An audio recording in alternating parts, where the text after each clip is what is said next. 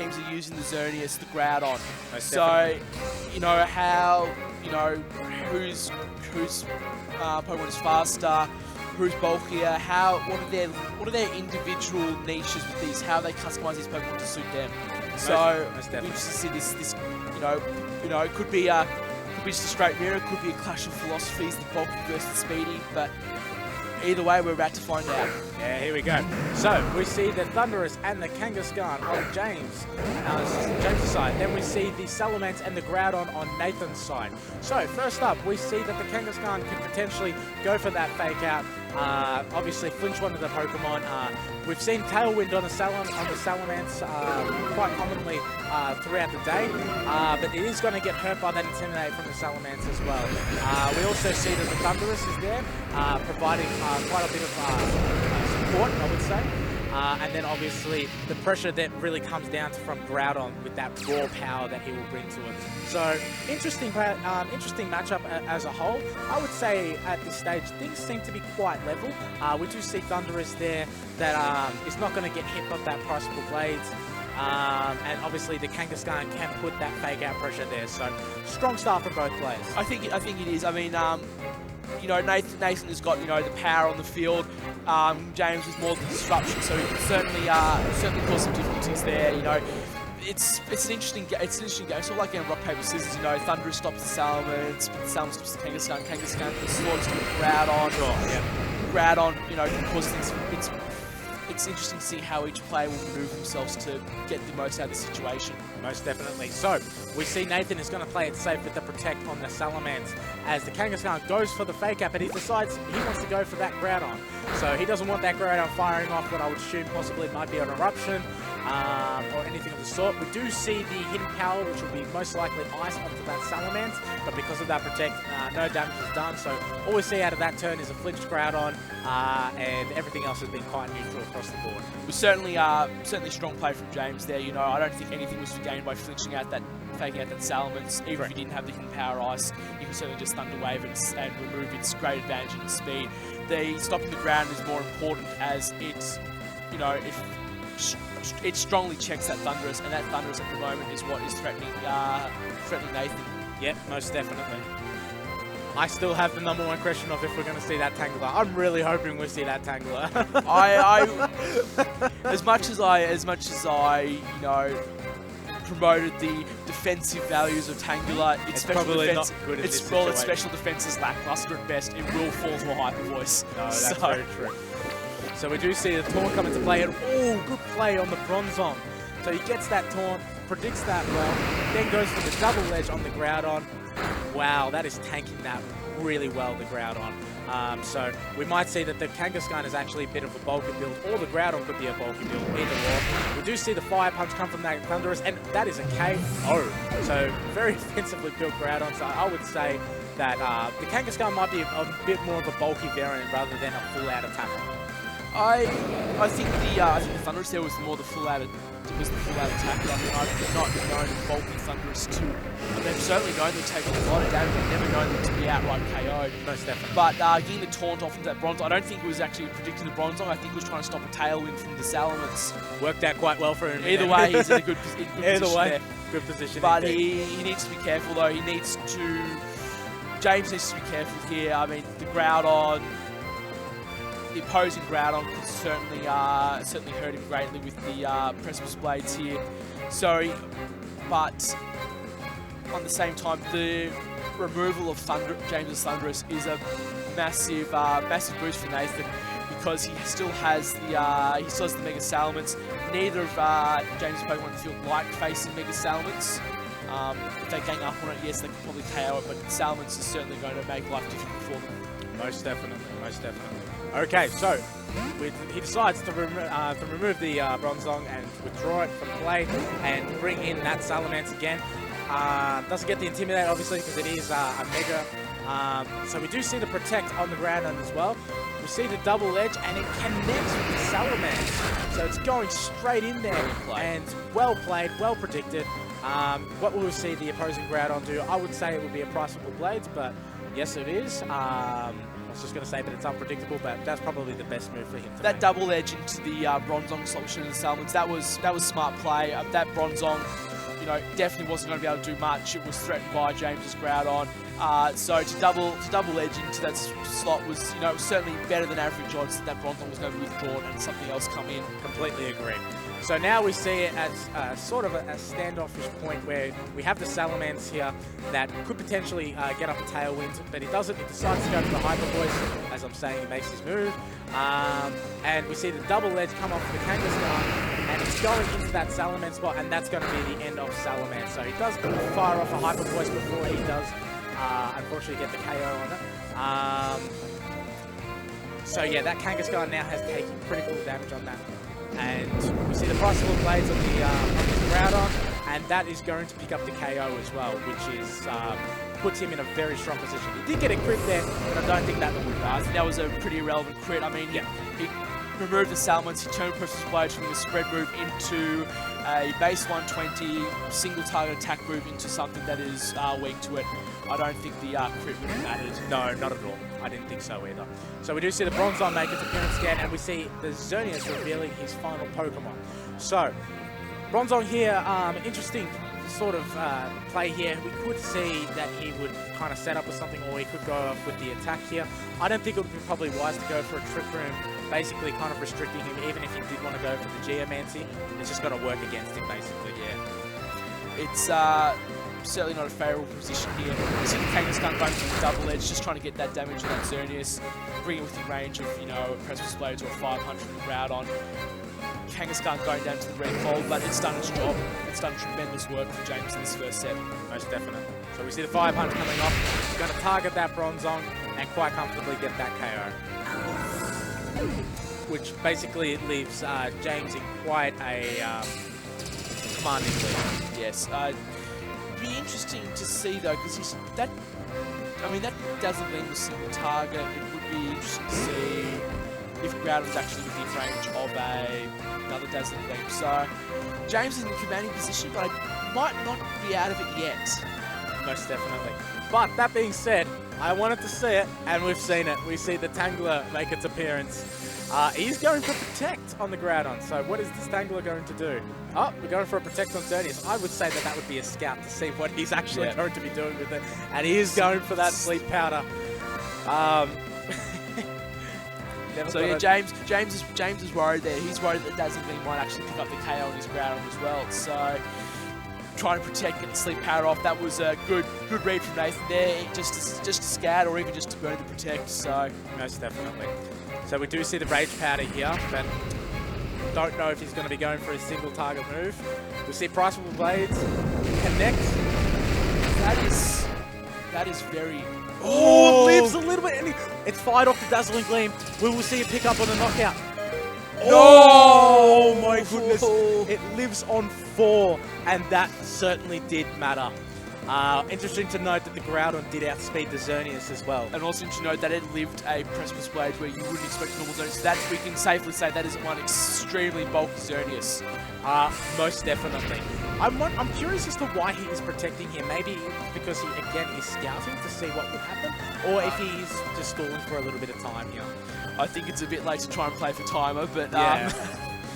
No, it's interesting. Okay, so we see the 500 from James Groudon. They're going to that is game for there.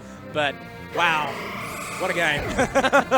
What a game! That was a good one, and we did get to see the Tangler on screen, which was we could say James's Pajarisu. It was good to see. It certainly did a little bit. I mean, even though, you know, even its presence just being there was enough for to, you know, cause the Dazzling Gleam to become a spread move, reduce the damage. So it certainly saved the Groudon from that perspective. Most definitely. I would have been interested to see what would have happened if the Groudon did actually get KO'd from that. Would have loved to have seen if potentially what the Tangler could have done to, or could have responded to take out that Xerneas. Because in my opinion, if it did get off the Sleep Powder, and if it did live it, it could have made for an interesting game. It'd be interesting, but I doubt the, you know, if the Xerneas, Rage powered that turn, so he's already moved. Xerneas gets the Dazzling Gleam off, removes Groudon, and then Xerneas gets to move before the Tango moves again, would probably throw a Moon Blast in. I don't think that Tango could have fought that one out. So that survival from Groudon was crucial. The other interesting thing to note, though, if Nathan had not gone for the Dazzling Gleam, but had rolled the dice for the Geomancy, then it would have been a very different game. Most definitely. And that being said, we are on to Game 2 with James in the lead, winning the first game. So let us see what these guys decide to bring for the Game 2. Be interesting to see if Nathan brings Bronzong again. We saw Bronzong with Luke Curdle last round, didn't do too much. I don't know if he'll be able to do too much again this round, so we wonder if he's dropped it and brought in his Smeagol. He's brought the Salamence again, so he's definitely not switched up and brought the Kangaskhan. So most definitely. He also has that Groudon as well. And James has the Kangaskhan and Thundurus. So I believe that was his lead in the last match. Same leads from last game. So interesting to see that he was fairly comfortable with that and he wanted to stick with it. But the Kangaskhan is currently intimidated at the moment, so it will decrease the attack a little bit, but I think mainly he's going to be using it for that fake out pressure, just to obviously stop one of them from doing some damage straight off the bat, or even potentially setting up for a Tailwind. Yeah, so it'll be interesting if both do the same moves they did last, or whether Nathan just protects the Groudon just to preserve that little extra bit of health. Certainly interesting. I mean, the lead is slightly in James's favour in this opening turn. Remove that, then it becomes a bit more ambiguous. But I still... Okay, so they are going to do something differently here. We see this, Nathan withdraw the Salamence and send in the Bronzong. Okay, and then we also see the Kangaskhan going out, and in comes the Groudon. So... thought he had the upper hand there, but then he brought in the Groudon, and that made things interesting. It certainly made. Now, it'll be interesting to see if James made this move expecting the Groudon to protect. It's very... Okay, so we see the hidden power go into the Salamence slot, so now the Bronzong. Yep, most definitely. It was the hidden power ice. So yeah, then we do see the Fire Punch come out from the opposing Groudon, and that does just quite comfortably take out that Groudon. You also saw that Thundurus, my apologies. And we saw it was Life Orb Thundurus, so definitely a very fast, very offensive Thundurus. Yes, most definitely important to note. So in comes his Kangaskhan here. So obviously didn't want to stick in with the Intimidate, so now he has brought it back. It's no longer intimidated, so it'll be interesting to see if he does opt for that fake out, or if he does go for that double edge and decides, okay, am I going to get some damage on this Groudon early, and then go back it up with Priceable Blades. I think Nathan's definitely not in a strong position here. You can have the James's Kangaskhan can lock down the Groudon with the fake out, while at the same time, James's own Groudon could throw a Fire Punch into that Bronzong. Most definitely. Could live, but it would be a questionable roll, and Bronzong's already taken a slight bit of chip damage. Most definitely. So it will depend, because the Fire Punch, we did see the last game hit the Bronzong. It did do a hefty amount, but it did survive. But that being said, it does have a little bit of chip damage, but he's decided that he doesn't want that in there. So he's going to bring out his Salamence, and again, we're going to see the Intimidate, which is probably a very good play, because he gets the Intimidate not only on the Kangaskhan, but the opposing Groudon, which will matter in the long run in this match. Not to mention, if James moves played in what I just described previously, the Salamence will resist, the fire type attack. So, but at the same time, it's still a bit risky. Uninvested Salamence isn't slouch, but doesn't have that fantastic defense that Mega Salamence does. Yep, most definitely. So we do see the fake out go in, and he's going to go for that Fire Punch into that Salamence. Salamence takes it quite comfortably, but he gets the burn. Oh my goodness. That is unfortunate. That is, I think that was probably best case scenario for him. That's probably why he did go for that Fire Punch. Well, he had nothing to lose by not doing it. Most definitely. But at the same time, that burn, that puts a timer on Salamence. It might not impede it so much. We do know that Salamence does have the Hyper Voice, which would definitely do enough chip damage to either Kangaskhan or Groudon for Precipice Blades to KO the Pokemon. But at the same time, it's not an ideal situation. No, it's not. Okay, so we do see the Mega Salamence come out here. Be interesting to see. Yep, okay, so the Groudon does end up protecting. He wants to play it safe. And what the opposing guy will do is... So he's going for that Tailwind. So he wants that speed control under wraps, basically. Yep. So we do see the double edge coming from Kangaskhan, but the Groudon has protected itself. We do see the Priceable Blades, but unfortunately doesn't affect the Salamence, and the Groudon protected itself. So very, very strong position that Nathan is in at the moment. That was very unfortunate for James in that turn where he wasn't able to actually do a hell of a lot. No, but it was very smart play from Nathan. You know, I did mention the high points, but he's going, you know, he knows that Salamence is on a timer. He knows that he's probably going to lose with the next turn. And going for that tailwind, he now ensures that his Groudon is faster. And if he has Xerneas in the back, that Xerneas is now also faster as well. Most definitely. So here we see the Hyper Voice coming to play. It is going to connect with that Kangaskhan, but that Kangaskhan is quite comfortable. It takes around 40% of damage. We do see the Priceable Blades coming from the opposing Groudon, and that lives. I kid you not, ladies and gentlemen, that is 1 HP that it lives on. So you do see that double edge fire off, and it gets the KO off the Salamence. The Kangaskhan will go down, but wow, 1 HP it lives on, and it is able to deal with that Salamence. Had it not lived and it got KO'd, then Salamence might have been able to fire off maybe another Hyper Voice the next turn. Just get that additional damage off. But at the same time, you know, Nathan's still in a strong position here. He has a 3-2 advantage. He has Tailwind up, so his Groudon is faster, his Xerneas is faster. So he's certainly turned this game around. He's certainly playing a lot stronger than he did in Game 1, which is he's taken the lessons from Game 1 and he's applied them really well here. Yeah, most definitely. So again, we see the Tangela come into play with the Groudon, and the opposing guy has the Xerneas and his own Groudon. So interesting here with the Tangela. So we see a Dazzling Gleam coming to play here. It's going to do some damage on that Tangela, and then we are going to see Priceable Blades come through. He is really wanting to do some damage on that Groudon. Tangela's going to live it, but Groudon is actually going to go down, which is unfortunate.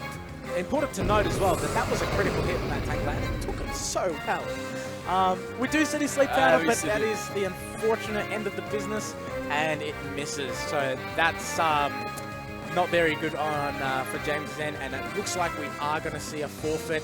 And yeah, that was probably the intelligent move. That Sleep Powder missing, the Groudon getting KO'd. There wasn't a lot he could do in that scenario. No, it was good to see, like I said, Nathan responding, you know, applying what he learned from game 1, bringing it into Game 2. So that was certainly a strong match from Nathan. It was good to see that. It'll be interesting how James responds here.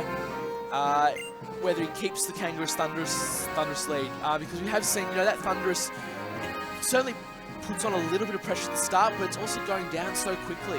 Yeah, most definitely. It hasn't actually really been effectively to be able to do a hell of a lot as well. It's scared off Salamence both times, but as soon as it's open to being fire punched by the Groudon, it just basically goes down. Yes. Yeah, no, exactly right and noted. So we are going into a third game, and this is basically going to decide who takes out this round. Both players have played well in both rounds, so this should be a tight finish, I think. This should be commanding. I think both players have all the information that they need about the opposing team, and now it is really one apiece, and we are going in with Nathan bringing in quite an offensive duo. We've got the Groudon and Salamence, and we've got Smeargle and Xerneas. So they have mixed it up quite substantially. Well, James has mixed it up. Nathan hasn't. He's still got the same. He does have the Salamence, but I don't believe he was leading with the Groudon. Oh, he was.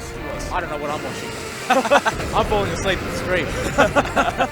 So Nathan seems quite comfortable with that lead then, but it looks like James has mixed it up quite a bit. James has fallen back to the traditionals, the staple Xerneas Smeargle lead, just trying to really mix things up a bit. Whether or not it is a change, who knows? It'll be interesting to see how fast that Smeargle is. I think the match sort of hinges around that. If that Smeargle is faster than, say, the Groudon, he's in a position to Dark Void. If not, then it could be interesting either way. If we see the Salamence withdrawn and the Bronzong come in. Yep, most definitely. We see the Geomancer, so it looks like he's going straight off the ball on this one as well.